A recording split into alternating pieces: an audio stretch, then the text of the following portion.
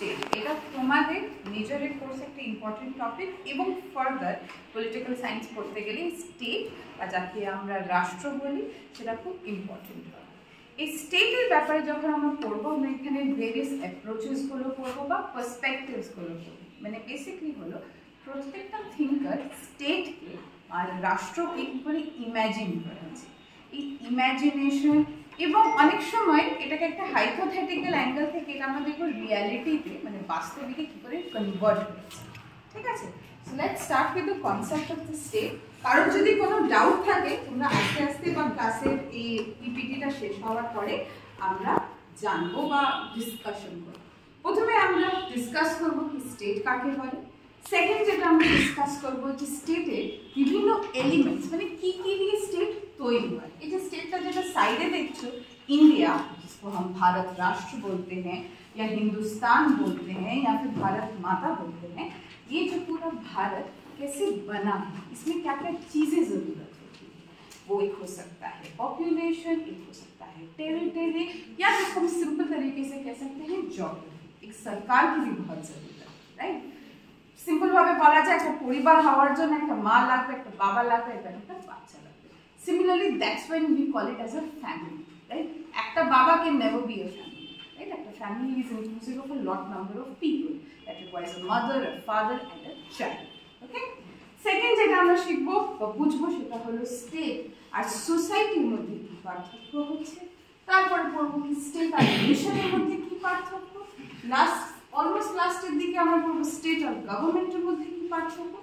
আর যেটা লাস্টে যেটা হচ্ছে থিওরিজ বা various perspective of the state, মানে এই যে স্টেটটা হচ্ছে এটা আমরা কী করে বুঝি, কী করে ডিফাইন করি, কী করে বুঝতে পারি। প্রথমে হলো স্টেট কাকে বলে। A state is a community of persons more or less occupying a specific territory, elected government, enjoying independence from external control. That state কাকে বলা হয়, এই যে ইন্ডিয়ান স্টেটের যেটা কথা বলছি সেটা বেসিক্যালি কি আছে, টেরিটরি আছে এই তো নর্থ থেকে নিয়ে সাউথ, ইস্ট থেকে নিয়ে ওয়েস্ট, ইনক্লুডিং অ্যারাবিয়ান সি আমরা কাউন্ট করি, বে অফ বেঙ্গলও কাউন্ট করি, ইন্ডিয়ান ওশানও কাউন্ট করি, রাইট। এটা একটা টেরিটরি। আমরা স্বাধীন কবে হয়েছিলাম 1947, রাইট। এবং আমাদের নিজস্ব সরকার আছে, নরেন্দ্র মোদীর সরকার হোক বা কংগ্রেস গভর্নমেন্টের সরকার হোক বা ফর দ্যাট ম্যাটার মমতা ব্যানার্জির সরকার, প্রত্যেকটা রাজ্যের নিজস্ব সরকার আছে এবং প্রত্যেক 5 বছরে আমরা একটা সরকার গঠন করি। Just say, like for this time in 2024, all of us or whoever is 18 and above is going to cast a vote and form a government for that. Second important কথা হলো যেটা আমি লিখেছি, এই স্টেট শব্দটি প্রথমবার কোথায় ইউজ হয়েছিল, ম্যাকিয়াভেলি। নিকোলো ম্যাকিয়াভেলি একটা ইম্পর্টেন্ট থিঙ্কার হয় পলিটিক্যাল সায়েন্সে, যিনি প্রথমবার স্টেট শব্দটি ইউজ করেছেন, যেটা এলো কোথায় থেকে, স্টেটাস থেকে। এই জিনিসটা বা এই ওয়ার্ড স্টেট ও ফার্স্ট টাইম ইউজ করেছে দুটো বই, যেটা হলো প্রিন্স আর ডায়লগে, ঠিক আছে। তারপরে হলো স্টেট बनाते हुए हम लोग अपने आप को भारतीय बोलते हैं। जब हम अपने आप को भारतीय बोलते हैं तो क्या बनता है, ह्यूमन एसोसिएशन बनता है, एक साथ मिलकर हम भारत बनाते हैं, इसीलिए हम अपने आप को क्या बोलते हैं, हिंदुस्तानी बोलते हैं। इसको क्या कहते हैं, ह्यूमन एसोसिएशन। हम लोग एक साथ रहते हैं, शांति में रहते हैं, एक दूसरे का हेल्प करते हैं, इसीलिए ये देश चल रहा है, राइट। नेक्स्ट যেটা ইম্পর্টেন্ট হলো উড্রো উইলসন হলো আমেরিকার একটা বিখ্যাত রাষ্ট্রপতি এবং ইম্পর্টেন্ট পারসন ফর পাবলিক অ্যাডমিনিস্ট্রেশনের জন্য। উনি বলেছিলেন state organizes a law within a definite territory. খুব সিম্পল ভাবে যদি বলা যায়, কিছুক্ষণ আগে আমরা এসিসি ক্লাসে সাইবার ক্রাইমস আরটিআই পড়লাম, এটা কি হলো আইপিসির আন্ডারে আসে বা ফর এক্সাম্পল সিআরপিসির আন্ডারে আসে। লাগু কোথায় করা হয়, শুধুমাত্র Bharat. Those laws are not valid in Pakistan, those laws are not valid in USA or in Bangladesh or any other country. These laws are only and only valid in India. Okay? Last যেটা হলো Aristotle, যাকে আমরা father of political science বলি, উনিও মোটামুটি একটা state নিয়ে আলোচনা করেছেন খুব সিম্পল ভাবে, যেটা খুব ইন্টারেস্টিং কনসেপ্ট হচ্ছে অ্যারিস্টটলের কনসেপ্ট অফ স্টেটটাকে আমরা বায়োলজিক্যাল বলি। কেন বায়োলজি? স্টেট কি করে শুরু হয়, প্রথমে হলো একটা পরিবার, husband and wife, they get married, বা mother and father they are married, তারপরে কি একটা বাচ্চা হবে, রাইট, একটা ফিজিক্যাল ইউনিয়ন হবে, একটা ফ্যামিলি তৈরি হবে। সেরকম করতে করতে এরকম অনেক ফ্যামিলিজ তৈরি হবে, অনেকগুলো ফ্যামিলি মিলে কি হবে, একটা ভিলেজ তৈরি হবে, অনেকগুলো ভিলেজ মিলিয়ে কি তৈরি হবে, একটা রাষ্ট্র তৈরি হবে, রাইট। সেরকম দেখবে, তোমরা দেখবে ভিলেজেসে এমনি কয়েকটা গ্রাম হয় যেগুলো জাস্ট বাই সারনেমে তৈরি হয়, অনেকগুলো সারনেম একসাথে বা অনেকগুলো ফ্যামিলিজ একসাথে থাকলে এটাকে ওই গ্রামটার আমরা নামই ওই সারনেমের মধ্যে, রাইট। এরকম আস্তে আস্তে এরকম অনেকগুলো গ্রাম মিলিয়ে এরকম বড় একটা দেশ তৈরি হয়, ঠিক আছে। কারোর কোনো ডাউট এখন পর্যন্ত? নেক্সট যেটা আমরা করব সেটা হলো বিভিন্ন এলিমেন্টস বা কিভাবে স্টেটটা তৈরি হয়। ফার্স্ট হলো পপুলেশন, জনগণ, हम और आप मिलके बनाते हैं स्टेट। সেকেন্ড হলো টেরিটরি, যেটা আমি একটু আগে বললাম, north two south, east two West, যতটা এরিয়া আমরা লোকেট করছি বা অকিউপাই করছি। এই টেরিটরিটা মাঝে মাঝে বেশি হয়ে যেতে পারে, মাঝে মাঝে কম হয়ে যেতে পারে। যখন বেশি হয়ে যায় তার মানে কি, যখন যুদ্ধ হবে, हम लोग दूसरा एक एरिया ऑक्यूपाई कर लेते हैं। और कभी भी जब हम युद्ध के कारण मानो कोई एक एरिया हार गए तो फिर वो क्या हो जाता है, हमारा एरिया कम हो जाता है। जब हम नया कोई एरिया ऑक्यूपाई कर लेते हैं तो वहाँ के भी लोग हमारे जैसे भारतीय हो जाएंगे। क्लियर হলো? থার্ড যেটা হচ্ছে সেটা হলো গভর্নমেন্ট, সরকার। অফকোর্স একটা লেজিসলেটিভ হবে, এক্সিকিউটিভ হবে আর জুডিশিয়ারি হবে। এই সরকারটা কাদের জন্য কাজ করবে, জনগণের জন্য কাজ করবে। আর লাস্ট হলো সার্বভৌম ক্ষমতা বা সভরেনিটি। সভরেনিটির অবশ্য সবথেকে প্রথমে যা বোধা বা যা বোধি উনি প্রথমে কথা বলছেন, সভরেনিটি মানে হলো এই পুরো দেশের মধ্যে যা ডিসিশন আমি নেব স্বাধীনভাবে।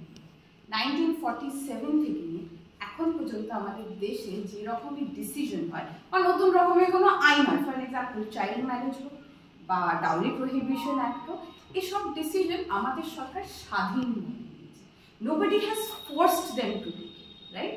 যেমন এক্সাম্পলে খুব ছোট্ট একটা এক্সাম্পল বলি, যখন ব্রিটিশাররা আমাদের উপরে শাসন করত, আমরা না চাইতে হয়েও আমরা নিজেদের লোকগুলোকে যুদ্ধে পাঠিয়েছি वर्ल्ड वॉर 1 বা वर्ल्ड वॉर 2, राइट।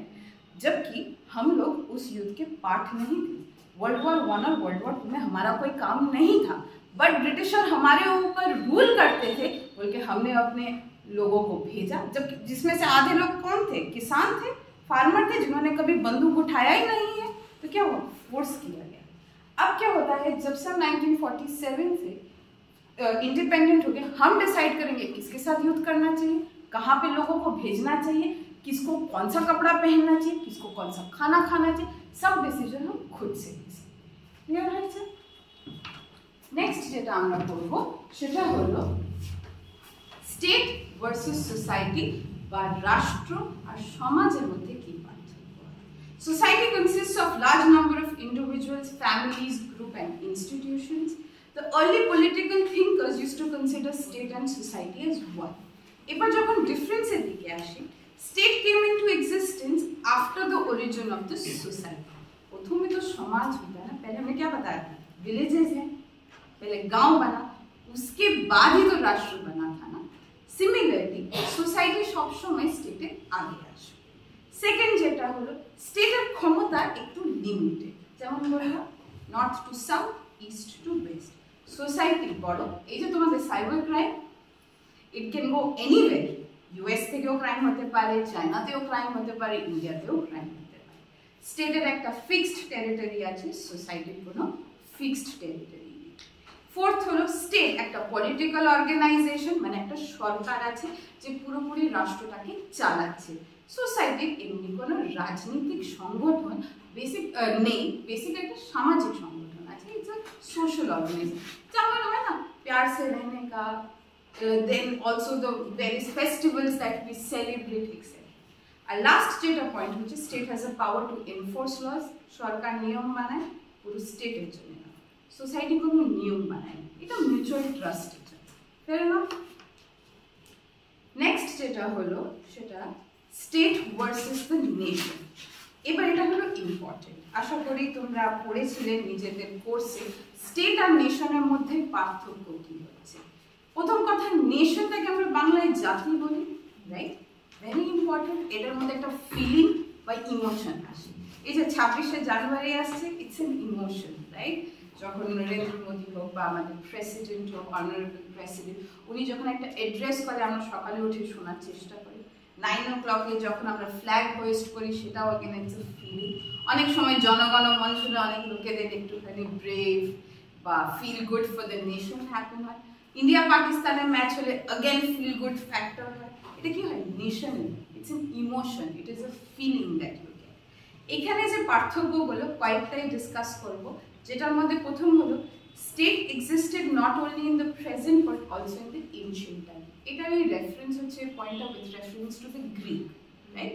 অ্যারিস্টটল হোক বা প্লেটো হোক, ওরাও তো স্টেটের ব্যাপারে কথা হচ্ছে। স্টেট হঠাৎ করে এখন অরিজিনেট হয়। স্টার্টিংয়ে দেখ, ফার্স্ট স্লাইডে আমি অ্যারিস্টটলেরই কথা বলছিলাম যে কী করে স্টেট তৈরি হয়। স্টেট ভূতকাল में भी था, आज भी है, कल भी है। আর নেশন হচ্ছে মডার্ন ফিনম, মানে নতুনত্ব। যখন লোকজনকে ইউনিটি করতে হয় বা ইউনিফাই করতে হয়, তখন আমরা নেশনের কথাটা বেশি, তাই না? সেকেন্ড হলো স্টেটের একটা লিগাল ব্যাপার আছে। লিগাল মানে কি হলো? বেসিক্যালি একটা আইন, একটা সরকার হবে, সরকার আইন বানাবে, আইনটাকে বাস্তবায়ন করা হবে। কিন্তু যখন নেশনের ব্যাপারে একটা কালচারাল হয়, যেমন দেখবি এই যে মকর সংক্রান্তি, ভেরি রিসেন্ট, নর্থে আলাদাভাবে সেলিব্রেট করা হয়, সাউথে আলাদাভাবে সেলিব্রেট করা হয়, ইস্টে আলাদাভাবে সেলিব্রেট করা হয়, West. It's more of what? It is a cultural thing, right? Third, people organized for law within a definite territory. Repeat করবো না, ল এর জন্য বা ল তাকে আমরা ইমপ্লিমেন্ট করি কাদের উপরে? নাগরিকদের উপরে, সিটিজেন্সদের উপরে। কিন্তু people are psychologically joined together with a common will to live together. Psychologically, basically it's mentally, emotionally. तुम भी भारतीय हो, मैं भी भारतीय। একটা সিম্পল সোশ্যাল মিডিয়াতে এখন কি চলছে? এই যে T20 ওয়ার্ল্ড কাপ আছে, এভরিবডি ইজ রাইটিং অ্যাবাউট। জানি না ইন্ডিয়া জিতবে কি জিতবে না, কে জিতবে সেটাও জানি না, কিন্তু ইমোশনালি আমরা ফিল করি। সিমিলারলি ভেরি রিসেন্টলি ইন্ডিয়া যখন ওয়ার্ল্ড কাপটা হেরে গেল, দুঃখ সবার হয়েছে, কিন্তু কেউ কিছু ভুল ভাল লেখেনি সোশ্যাল মিডিয়াতে। বাই বিকজ আমরা ভালোবাসি নিজেকে। এটা সাইকোলজি, বুঝতে পেরেছো? নেক্সট আমি স্লাইডটায় যাচ্ছি।